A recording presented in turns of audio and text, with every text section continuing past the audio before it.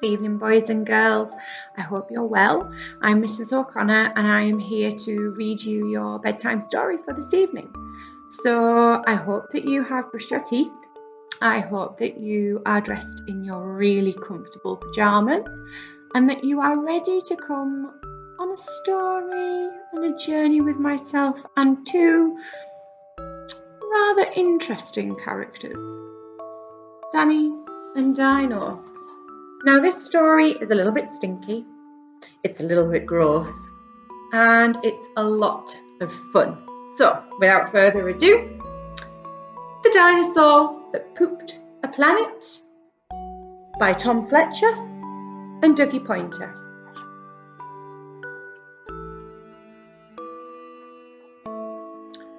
Danny and Dinosaur liked to have fun.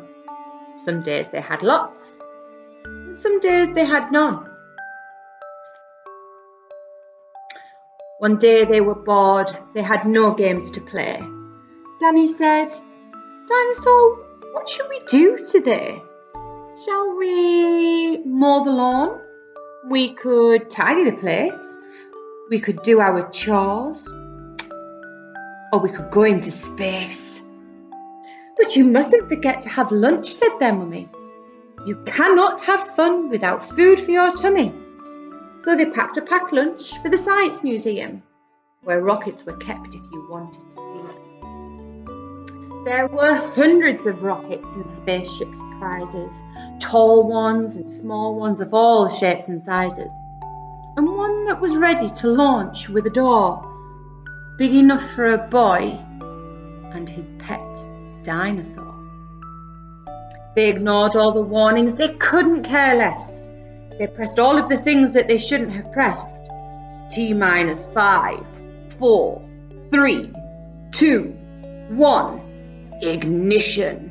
They started their intergalactic space mission. They flew higher than houses and buildings and cranes, much higher than birds and even higher than planes. "We're in space!" Danny yelled as they floated around. But the dinosaur's tongue made a rumbling sound. "Is it time to have lunch?" Danny looked at his watch. Then he looked all around for the dino's lunchbox. Danny started to worry. And he started to panic. They'd left their packed lunches back home on their planet. So with no food on board, not the smallest of crumbs, a disastrous dinosaur feast had begun. It gobbled up gadgets and gizmos galore. Nothing was safe from the space dinosaur. Robots and ray guns and blinking red blinkers, eating things thought up by NASA's great thinkers. The hyperdrive gamma reactor machine was swallowed along with the space tractor beam. And it chewed and it chomped at the spaceship controls. The rocket was dotted with dino tooth holes. Inside it was bare. The spaceship was empty. Outside there were more things to eat. There was plenty. It broke down the door with a cool ninja chop. Outside in space it's much harder to stop. It chomped on the moon like a big chunk of cheese and shoved even more in its mouth with a squeeze. It munched on the Martians from Mars and their cats. Their cats are like ours, but their cats wear cool hats. Satellites, Saturn, and 6 supernovas, shape-shifting saucers, and 7 space rovers.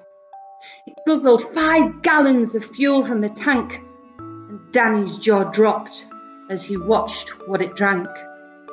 With a crunch and a crack, and a nom nom nom nom. In one dino gulp, their rocket was gone. Now nothing was left. All Danny could see was a fat dinosaur where the rocket should be. And so they were stranded with no way back home. Just Danny and Dino in space all alone. Now Danny was crying. He cried and he cried and he cried and his tears filled his spacesuit inside. Unless they were going to stay there forever, the dinosaur needed to do something clever. With the feeling of guilt deep down in its gut, its brain brewed a plan involving its butt. It knew there was only one thing it could do to get them back home it needed to poo. Told you it was a bit stinky. So, like a poop-powered rocket, the dinosaur flew. Dan hopped on its back and he watched as it pooed. It pooped out the robots and ray guns and blinkers. The things that stinkers thought up were now stinkers. It pooped out the moon, it pooped out the stars, it pooped the space rovers and Martians from Mars. When Danny looked back, he could see a poop trail from far out in space to the dinosaur's tail. They headed for Earth and they started to orbit. It pooped on the clouds and the clouds just absorbed it. Ooh, not nice, eh? They flew past the buildings and streets of their town, leaving the houses all smelly and brown, and finally landed back down on the ground. Hooray! Danny cried. We are home, safe and sound. They looked to the sky and the things that were pooed had formed a poop planet right next to the moon. And so Danny promised to listen to Mummy, because fun is not fun without food for your tummy. And just when you thought all the pooping was done, a Mars cat plopped out of the dinosaur's bum. The end. So I hope you enjoyed our story this evening, and I wish you sweet dreams and look forward to seeing you all very, very soon. Night, night.